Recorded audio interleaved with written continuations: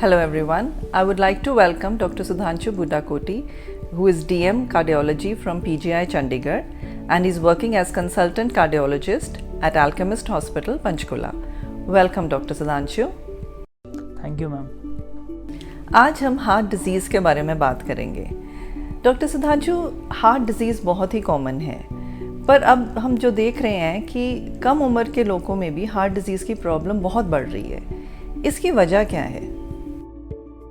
Ma'am बहुत एक अच्छा सवाल है ये कि आज के सिनेरियो में जो हम देख रहे हैं कि बहुत ही जो हार्ट डिज़ीज़ जो पहले हम 50-60 साल की एज में देखा करते थे, वो आजकल 30-35 ईयर्स से हम देख रहे हैं कि लोगों को हार्ट अटैक्स हो रहे हैं, हार्ट की प्रॉब्लम्स हो रही हैं, जो कि एक बहुत ही बड़ा इशू है. इस वजह से जो है कि हमारी पॉपुलेशन में, भारत के लोगों में हार्ट की डिजीज़ का जो प्रेवलेंस है वो बढ़ रही है. तो इसका रीज़न ये है कि बेसिकली जो पाश्चात्य सभ्यता आ रही है, वेस्टर्नाइजेशन हो रहा है हमारी सोसाइटी का, हमारी कम्युनिटी का, हमारा खान पान बदल रहा है, हमारा लाइफस्टाइल, अर्बनाइजेशन हो रहा है, सिटीज़ बढ़ रही हैं, लोगों में स्ट्रेस बढ़ रहा है, काम का प्रेशर बढ़ रहा है और बहुत सारी मिलावटें आ रही हैं खाने में, पीने में, और लाइफस्टाइल डिजीज़ेस बढ़ रही हैं, जैसे कि शुगर हो गया, बीपी हो गया. इस प्रकार की प्रॉब्लम्स बहुत बढ़ रही हैं हमारे यंगर पॉपुलेशन में. जो बीपी और शुगर की प्रॉब्लम पहले हम 50 और 60 साल की एज में देखा करते थे, वो आजकल 25 से 30 के बीच में हमें देखने को मिल रही हैं. प्लस बहुत सारा सब्सटेंस अब्यूज़ जिसे हम बोलते हैं, जैसे कि स्मोकिंग हो गया, ड्रिंकिंग हो गया, ये बढ़ रहा है. अगेन उसका रीज़न भी है कि लोगों में स्ट्रेस बढ़ रहा है, तो ये थोड़ा बढ़ रहा है. इस वजह से जो है कि ये जो हार्ट की प्रॉब्लम्स है, जो पहले हम 60 साल 70 साल में देखा करते थे, अब 30-35 ईयर्स में हमें देखने को मिल रही हैं. बहुत सारे यंग लोग हैं जो इस प्रॉब्लम्स के साथ हमारे पास आ रहे हैं, जिनको हार्ट अटैक हो रहा है.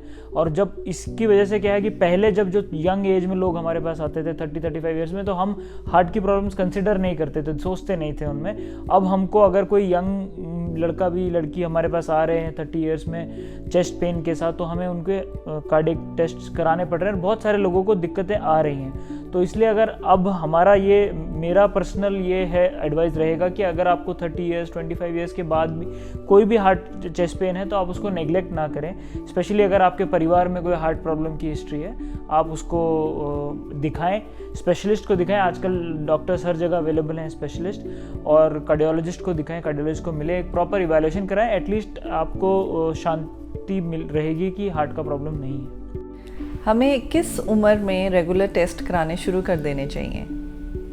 यूजुअली जो है 30 ईयर्स के ऊपर मैं सजेस्ट करूंगा कि 30 ईयर्स के ऊपर जो है एटलीस्ट अगर आपको कोई भी चेस्ट पेन या कोई भी सांस का दिक्कत है, या आपके फैमिली में हार्ट का प्रॉब्लम है, तो आप एटलीस्ट एक जो रूटीन चेकअप है वो ज़रूर कराएं. Once a year? हाँ, नॉट वंस अ ईयर. अगर एक बार भी आप करा लें तो आपको एटलीस्ट आइडिया पड़ जाएगा कि हार्ट का कोई प्रॉब्लम तो नहीं आ रहा है, बीपी वगैरह की दिक्कत तो नहीं है.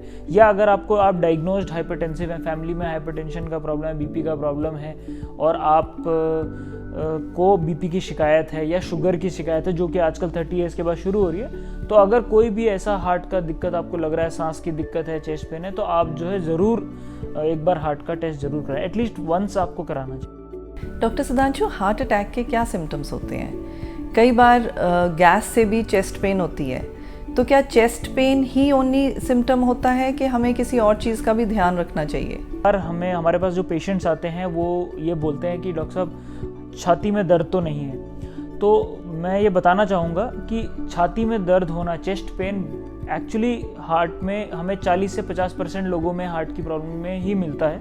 बहुत सारे पेशेंट्स हमारे पास आते हैं जिनको केवल एसिडिटी की प्रॉब्लम होती है, इंडाइजेशन की प्रॉब्लम होती है, और जैसे जैसे एज बढ़ती जाती है वैसे वैसे चेस्ट पेन होना, छाती में दर्द होना कम होता जाता है. लोगों को केवल सांस की दिक्कत आ सकती है. सांस की दिक्कत भी हार्ट का प्रॉब्लम दर्शा सकता है.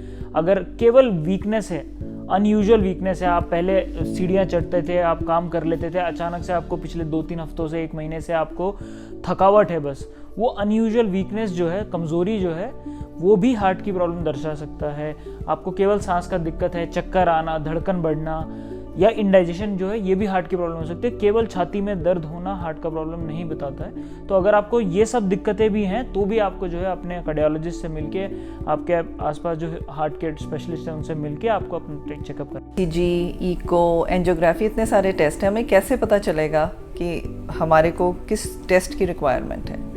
जब भी पेशेंट्स हमारे पास आते हैं, कोई भी अगर ऐसी प्रॉब्लम लेकर आते हैं, सांस की दिक्कत या छाती में दर्द या फिर कोई कमज़ोरी के साथ आते हैं, अगर हमें लगता है कि उनको शुगर या बीपी का प्रॉब्लम है, तो हम पहले रूटीन टेस्ट ही करते हैं, जिसमें ईसीजी हो गया, एको हो गया, एको जो हार्ट का अल्ट्रासाउंड हो गया, या एक टीएमटी बोलते हैं हम, जैसे ट्रेडमिल टेस्ट होता है, उसमें हम मरीज़ को ट्रेडमिल पे चला के उनका ईसीजी रिकॉर्ड करते हैं। तो ये जो टेस्ट हैं, ये बेसिक टेस्ट हैं, शुरुआती टेस्ट हैं। एंजियोग्राफी के लिए हम तब तक एडवाइस नहीं करते जब तक कि इनमें हमें कोई हार्ट की दिक्कत ना लगे। और अब जैसे नए ज़माने में अब जो सीटी स्कैन आ गए हैं, सीटी स्कैन से सीटी कोरोनरी एंजियो होता है, जिसमें हम हार्ट की नाड़ियाँ सीटी स्कैन के थ्रू भी देख सकते हैं। तो ये सब टेस्ट करा के जो है हमें आइडिया पड़ जाता है कि हार्ट में कोई कमज़ोरी तो नहीं आ रही है, हार्ट की नाड़ियों में कोई ब्लॉकेज तो नहीं आ रही है, क्या इसके लिए हमें एंजियोग्राफी करने की ज़रूरत है या केवल दवाई पे पेशेंट का काम चल जाएगा, ब्लॉकेज शुरुआती है या फिर ज़्यादा है, और अगर ऐसा कोई दिक्कत है तो फिर फाइनल टेस्ट जो है एंजियोग्राफी होता है। एंजियोग्राफी फिर